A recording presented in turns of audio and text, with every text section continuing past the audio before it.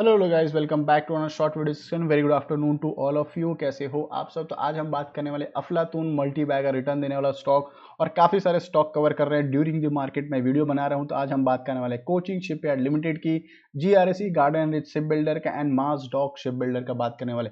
ये तो आज 52 वीक हाई लगाते हुए आपको नजर आ जाएगा। इसने भी आज 52 वीक हाई लगा दिया। इनमें से कोई भी, तीनों में से कोई स्टॉक है, जरूर कमेंट बॉक्स में बताना कितने पे बाइंग किया था और क्या आपने कोचिंग शिपयार्ड में कॉर्पोरेट एक्शन एंजॉय किया। क्योंकि अगर कॉर्पोरेट एक्शन एंजॉय किया, डेफिनेटली कमेंट बॉक्स में मेरे क्लब में आ जाओगे, क्योंकि मैं भी कॉर्पोरेट एक्शन इसमें एंजॉय कर चुका हूं। ठीक है, बात करते हैं इनका रिटर्न का। लास्ट 5 ईयर में देखोगे अफलातून 1000% का रिटर्न है। इसमें भी 1000% के आसपास का रिटर्न दिखेगा, 1500 के आसपास। एंड माजडॉक तो फायर ऑन फायर है, 2500 के आसपास रिटर्न आपको देखे। परसेंटेज वाइज आप इसमें रिटर्न देख सकते हो। देखो, इन सारे स्टॉक में आपको बस एक चीज का याद रखना है। क्या रखना है? कि आपने बाई कर लिया है, अगर टॉप लेवल पे बाई किया है तो आपको अब चुपचाप बैठ जाना, होल्ड करना है, तभी जाके आपको प्रॉफिट होगा। अगर आपने टॉप लेवल पे बाई किया, मतलब क्या 52 वीक हाई के आसपास बाई किया है, तो एक छोटा सा याद रखना, होल्ड का एक प्रोसेस होता है, तभी जाके आपको प्रॉफिट मिलता है। बिल्कुल लॉस में बेचने की जरूरत नहीं है, याद रखना, बिल्कुल लॉस में बेचने की। जो सेल वाला जो बटन है, उंगली वहां तक पहुंचने मत देना, क्योंकि ये डिफेंस के जितने भी स्टॉक है, सारे के सारे मल्टी बैगर रिटर्न देने के लिए रेडी हो रहा है। ठीक है, आज के दिन बात करेंगे सब के सब रॉकेट क्यों बने हैं। उससे पहले आप अगर फर्स्ट टाइम चैनल पे आए हो, डेफिनेटली लाइक एंड सब्सक्राइब कर देना, क्योंकि हम डेली बेसिस पे आपको स्ट्रॉन्ग रिकमेंडेशन देते हैं कि इस स्टॉक को अपने पोर्टफोलियो या फिर वॉच लिस्ट में आप ऐड ऑन कर सकते हो।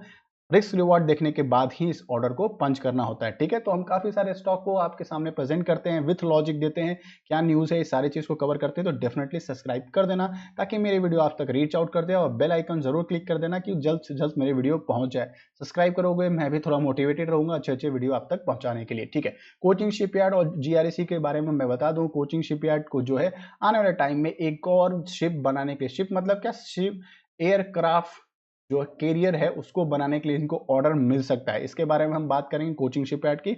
और जीआरएसी की बात करें तो यस, इनको 450 करोड़ के आसपास जो है सब बहुत बड़ा वेसल्स बनाने के लिए जर्मनी से एक बड़ा एक्सपोर्ट का ऑर्डर मिल चुका है। तो शानदार ये कंपनी है, इस वजह से 52 वीक हाई लगाते हुए नजर आ जाएगा। अच्छा, इसके अलावा अगर आप देखिएगा तो जीआरएसी में क्या हुआ था, एक टेक्निकल ब्रेकआउट हुआ था। ब्रेकआउट मतलब क्या कि यस, न्यूज आने के बाद आपको बताया था ये अगर ये लेवल कहीं से भी तोड़ता है तो एक शानदार मूवमेंट अपराइट में दिखेगा।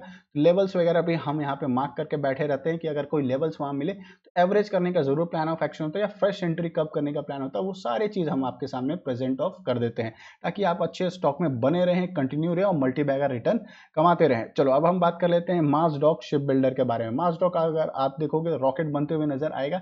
इसके पीछे के दो न्यूज हमने कवर कर चुके हैं, कल के दिन ही कवर किया था कि फर्स्ट ऑफ ऑल इनको क्या नवरत्न का स्टेटस मिल चुका है। माजडॉक का कल भी कवर किया था।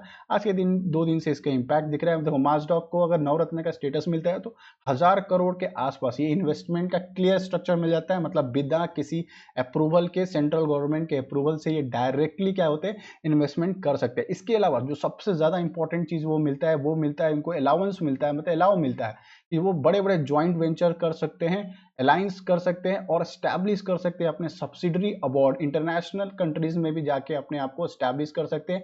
इंटरनेशनल ऑर्डर है वो भी वहां से क्वाई करके ज्वाइंट वेंचर्स करके टेक्नोलॉजी ट्रांसफर कर सकते हैं। तो मल्टीपल इनको बिजनेस स्कोप खुल जाता है। इस वजह से ये काफी पॉजिटिव माना जाता है नवरत्न का स्टेटस मिलना।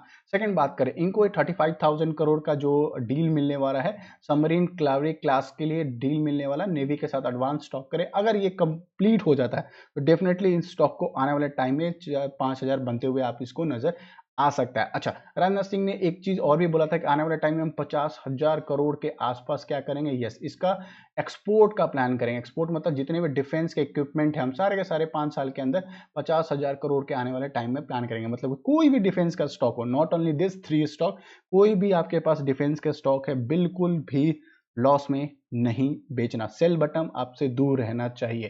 ठीक है, आने वाले टाइम में। अब हम बात कर लेते हैं राजनाथ सिंह का। राजनाथ सिंह को हम थोड़ा ज्यादा कवर अप क्यों करते हैं, क्योंकि इनका बहुत अच्छा स्टेटमेंट है कि एक 50,000 करोड़ का बनाने का। सेकंड, उन्होंने स्टेटमेंट दिया था कि हम एक और एयरक्राफ्ट कैरियर बनाएंगे। क्यों बनाएंगे एयरक्राफ्ट कैरियर? क्योंकि हमको चाइना को काउंटर करना है।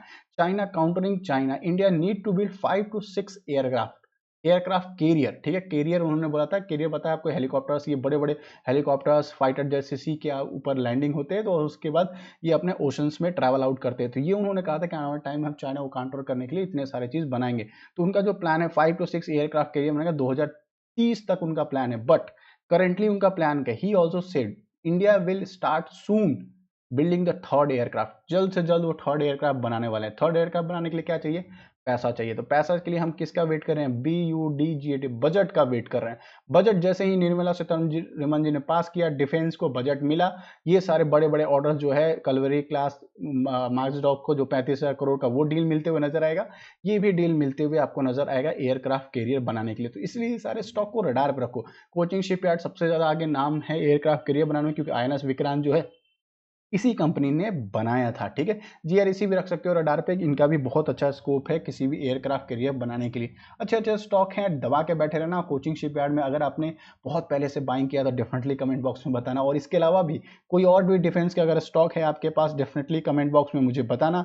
मैं उसको एक बार चेक करके उस पर थम्स अप देके मैं उस पर एक वीडियो बना दूंगा, ताकि आप भी उस स्टॉक को कॉन्फिडेंटली होल्ड कर पाओ। क्या क्या पॉजिटिव और नेगेटिव न्यूज़ है, या फिर क्या उस स्टॉक के रिगार्डिंग पॉजिटिव है, क्या स्टॉक के रिगार्डिंग नेगेटिव है, वो सारी चीज आपको हम बता देंगे। GREC में एक ब्रेकआउट हुआ था, लेकिन एक चीज और ध्यान रखना, कोचिंग शिपयार्ड में अभी थोड़ा सा नेगेटिव का प्लेटफॉर्म अभी भी बनते हुए नजर आ जाएगा। अगर टेक्निकली देखोगे ये एक ट्रायंगल बनते हुए दिखेगा इनसाइड। अगर ये ब्रेकआउट होता है तो बहुत शानदार इसको टॉप लेवल पे आप देखते हुए नजर आ जाएगा। कोचिंग शिपयार्ड की हम बात करें, मार्क्सडॉक तो अभी भी शानदार 52 वीक हाई लगा रहा है, और उसका भी ब्रेकआउट होते हुए नजर आया। तो काफी सारे हम टेक्निकली एनालिसिस भी करते हैं, तो चाहो तो स्ट्रीम को या स्ट्रीम पे भी मिल सकते हैं, या चाहो तो आप लाइक एंड सब्सक्राइब कर देना। डेली बेसिस पे हम आपको वीडियो बना के आपको शेयर आउट करते रहते हैं। आई होप मेरी बात समझ रहे हो। बिल्कुल सेल नहीं करना है अगर आपने टॉप लेवल पे भी बाइंग कर लिया है। चलो मिलते हैं एक और स्टॉक में और वीडियो के साथ, तब तक के लिए बाय बाय।